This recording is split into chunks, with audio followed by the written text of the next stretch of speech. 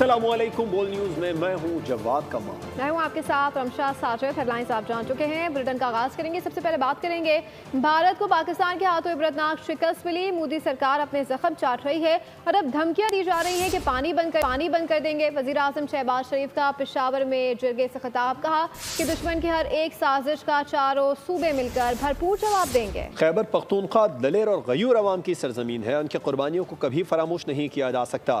NFC में KP के हिस्से पर कमेटी तश्कील दी जाएगी। पहली मीटिंग अगस्त में बुलाएंगे।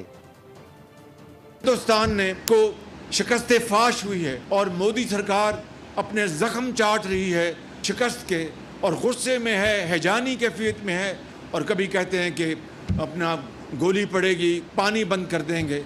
जो जंग हुई है हिंदुस्तान के साथ, उसमें जहाँ पर पाकिस्तान के बाकी सूबों के अवाम का अफवाज पाकिस्तान के साथ दिन रात दुआएं शामिल हाल थी, वहाँ पर आपकी दुआएं भी दिन रात शामिल थी।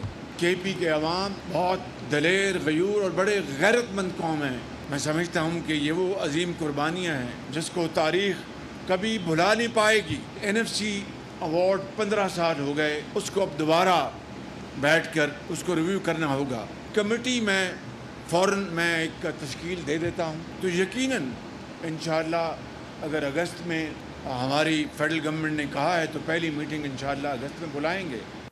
कराची की मलीर जेल से फरार होने वाले 216 कैदियों में से 78 को दोबारा गिरफ्तार कर लिया गया है। दौरान फायरिंग में एक कैदी हलाक और 4 अहलकार जख्मी भी हुए हैं। सूबाई वज़ीर इत्तलात शर्जील इनाम मेमन के मुताबिक इंस्पेक्टर जनरल जेल खाना जात काजी नज़ीर अहमद को ओहदे से हटा दिया गया है, जबकि डिप्टी इंस्पेक्टर जनरल जेल खाना जात हसन सैतू और जेल सुपरिटेंडेंट अरशद हुसैन को मुअत्तल कर दिया गया है।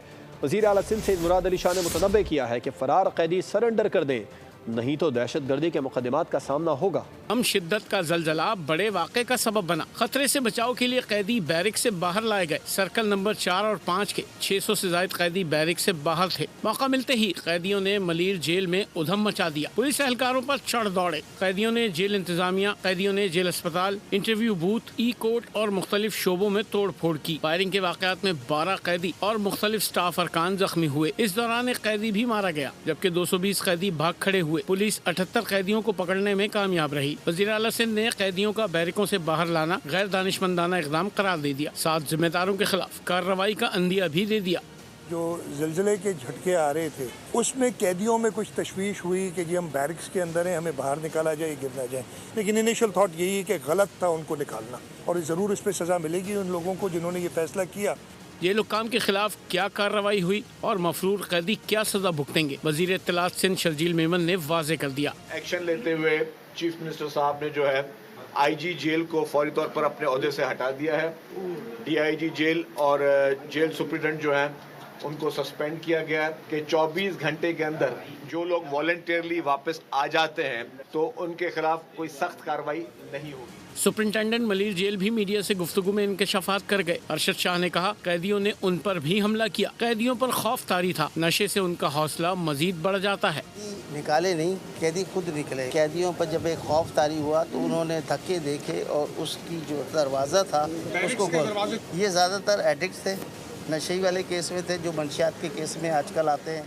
मफरूर कैदियों की गिरफ्तारी से मुताल्लिक मसाजिद से ऐलानात भी करवाए गए। शहरियों से कैदियों की गिरफ्तारी में मदद की अपील की गई है। कराची के मलीर जेल से फरार कैदी की मां ने बेटे को खुद वापस जेल पहुंचा दिया। फरार होने वाले कैदी की मां ने करे हमारे भी उसके बेटों से अच्छे नहीं है, जब मर जाते तो सब मर जाएंगे। ये हादसे में हालात ने ऐसा धोखा दिया जो मेरे घर तक पहुंचा है। मैं 3:30 बजे आया, मैं अभी 4 बजे फिर पहुंचा आया हूँ अपने बेटे को। इसको कुछ नहीं करना, ये मजबूर था, इसका सर में होश नहीं था, इसीलिए मेरे घर में आया। बोलता है अम्मा हम भाग गए। हमने फिर इसको ले आया, तुम लोगों के पास इसको रखो। इसका गुनाह कोई भी नहीं था, बस हादसे में इनको लेकर आया है। और अहम खबर यह है कि DIG जेल सखर असलम मलिक को DIG जेल कराची तैनात कर दिया गया है। महकमे के 20 से ज़ायद सियासी और हेड कांस्टेबल्स को भी मुअत्तल करने का फैसला। कमिश्नर कराची और एडिशनल IG मलीर जेल से कैदियों के फरार होने के वाक़े की तहकीकात करेंगे। गफलत बरतने वाले एहलकार और अफसरान को भी मुअत्तल करने का फैसला किया गया है। DIG जेल सखर असलम मलिक को DIG जेल कराची तैनात कर दिया गया। महकमे के 20 से ज़ायद सिपाही और हेड कांस्टेबल्स को भी मुअत्तल करने का फैसला कमिश्नर कराची और एडिशनल IG जेल मलीर से कैदियों के फरार होने के वाक़े की तहकीकात करेंगे।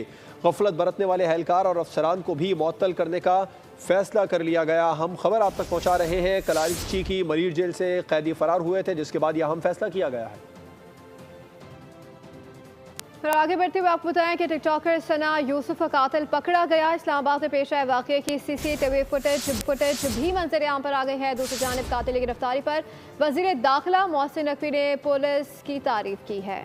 सना यूसुफ एक जिंदगी से भरपूर लड़की, हंसते मुस्कुराते चेहरे को मौत की नींद सुलाने वाला पकड़ा गया। वारदात उस वक्त की गई जब सना यूसुफ घर में अकेली थी। खातून को कत्ल करने के बाद मुलजिम भाग निकला। CCTV फुटेज में कत्ल के बाद फरार होता मुलजिम देखा जा सकता है। तहम बुरे काम का बुरा अंजाम। इस्लामाबाद में जुर्म करने वाला मुलजिम फैसलाबाद में पकड़ा गया।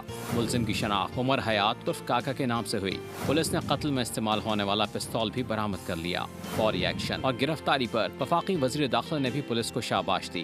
मोहसिन नकवी कहते हैं वाक़े के 20 घंटे में मुलजिम की गिरफ्तारी पर पुलिस की तारीफ बनती है। मुलजिम एतराफ़ जुर्म कर चुका है। इसके कब्जे से मकतूल का iPhone भी बरामद कर लिया गया है।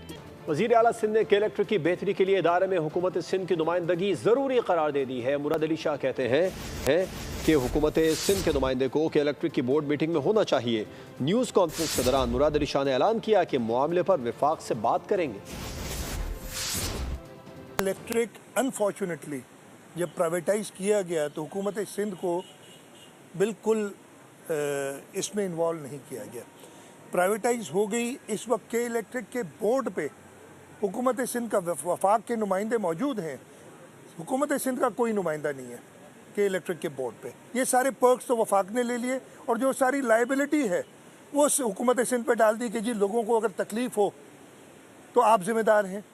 तो ये चलेगा नहीं। मैनेजमेंट में बोर्ड के अंदर हुकूमत सिंध की नुमाइंदगी हो ताकि हम उन पे एक चेक भी रख सकते हैं और जो कंज्यूमर है जो कि सूबे का है उसको फ़ायदा हो। इंशाल्लाह ताला हुकूमत सिंध जैसे मैंने कहा कि इलेक्ट्रिक और वफाक से ये मामला रिजॉल्व करती रहेगी। किसी एक ने बिल अदा नहीं किया तो बाकियों को उसकी सज़ा नहीं दे सकते कि इलेक्ट्रिक सार्फिन को इज्तिमाई सज़ा नहीं दे सकती। सीनियर वज़ीर सिंध शर्जील नामेमर का कराची में तकरीब से खिताब। मज़ीद का मुतालबात मनवाने के लिए धरना कल्चर ख़त्म करना होगा। एहतजाज का हक सबको है लेकिन सड़क बंद करने का इख्तियार किसी को नहीं। सिंध भर में 16 घंटे लोड शेडिंग हो रही है। वज़ीर आला पंजाब मरियम नवाज ने सूबाई काबीना के 26वें इजलास में 101 पॉइंट्स पर मबनी एजेंडा पेश कर दिया है। वज़ीर आला पंजाब बिजली के बिलों में कमी के लिए पावर टैरिफ कम करने का ऐलान कर गई। कहा पंजाब रज़ाकाराना तौर पर बिजली के निर्ख कम करने वाला पहला सूबा है। वज़ीर आला पंजाब के हुक्म के बाद टैरिफ में 30 से 40% कमी हो सकेगी। सूबाई काबीना ने कायदे आज़म थर्मल पावर प्राइवेट लिमिटेड और Punjab thermal power private limited के टैरिफ में कमी की मंजूरी दी। सब्सक्राइब करें और बेल दबाएं ताकि कोई खबर रह न जाए।